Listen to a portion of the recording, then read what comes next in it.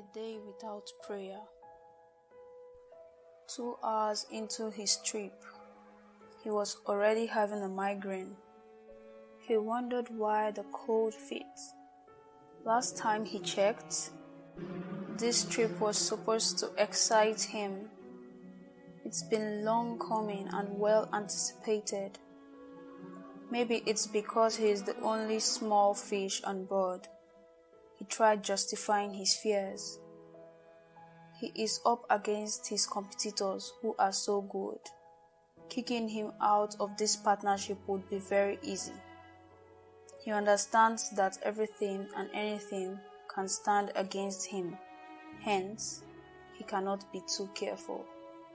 He stared anxiously at his Vincero wristwatch, and the pointers walked majestically round the clock, the minutes pointer resting on 20, while the shorter pointer remained on 2. Mr. James Smith pinched himself hard to affirm he isn't dreaming. He looked into the empty streets and realized something quite unusual. It was deserted. He waved it away the same way he had done with every other feeling since the break of dawn. He seems to be making an effort to be positive regardless of the odd feeling he had.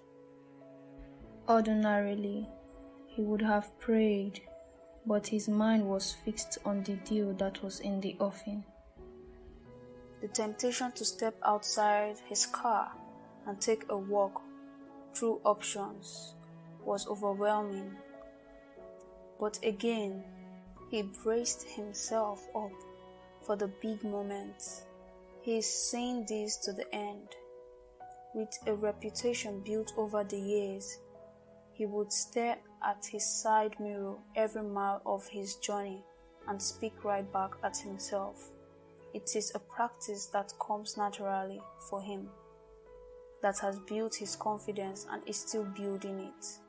James, you've got this settled. Let's seal some deals, champ. The trophy is all yours for the getting. He gave his mirror a perplexed look. He takes in a deep breath to dispel his agitations as he stops the car at a bend on the road. What am I not doing right? It's been a while I had felt this way.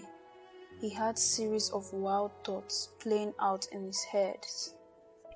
Chains of possibilities refusing to align.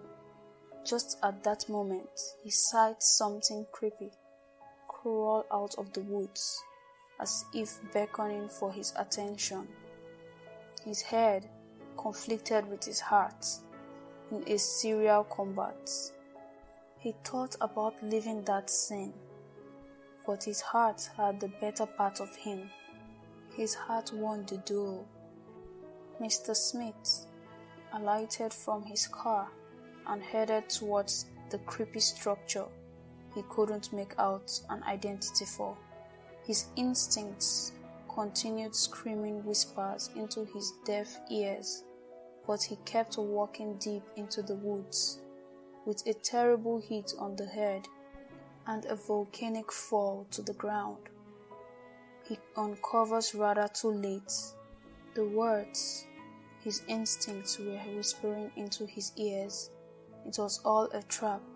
You had a sound sleep, yeah.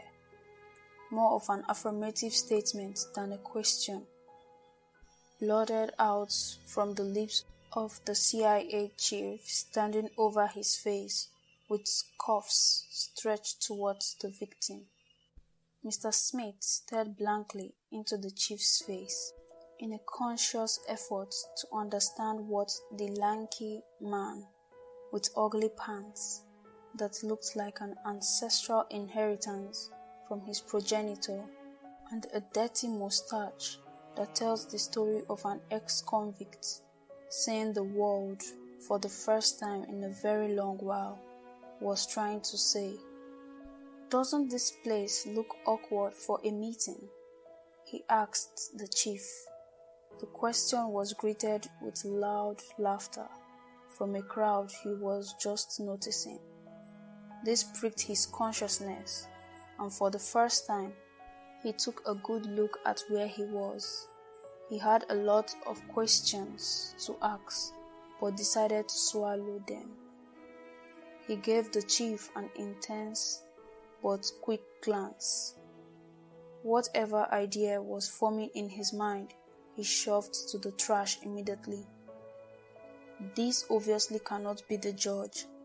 He is too shabby for a man of such reputation, he thought, with a conscious effort not to smile back at the thought. All he could conclude was that his assumption could be wrong. Trying to gather his speech and face the little crowd in the wood, he was interrupted by the chief yet again. What were you doing in the woods, with blood stains trailing your paths? Yet from thorough examination, you are perfectly fine. He continued before receiving any reply. And why are you covered in blood? For the first time, Mr. Smith looked over himself in bewilderment. What had happened to him? He was tempted to ask. The last thing he remembers was walking into the woods, following the trail before him. How he got smeared all over with thick blood down to his pair of white JoJo boots, intended to match the Calvin Klein white and blue striped t-shirt that he was wearing over a blue tuxedo, which is now a little closer to crimson due to the stains, was a question he could find no answer for. Looking up at the chief again, he caught a glimpse of his assistant, smartly dressed and her hair held up in a ponytail style, beckoning on him as she took the lead to the trunk. Keeping his gaze at both the chief and his assistant, he grew weary and scared. His fear stemmed from the chilly stares they gave him in tones, in utter silence. He couldn't deal with it anymore. He just wanted to go back to his wife and lie in her arms. At this point, his appointment and the partnership deal meant nothing to him. Tides of regrets held him bound. He held himself from causing the handful of events that have got him to this point. A sweet monotone over his head called him back to reality and made him look up with a red eye spelling regret. It was a familiar voice. It was the same voice that urged him to pray as he was about leaving his house that morning.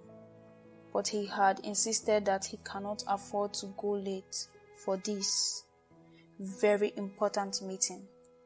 He had thought that the prayer will waste his time.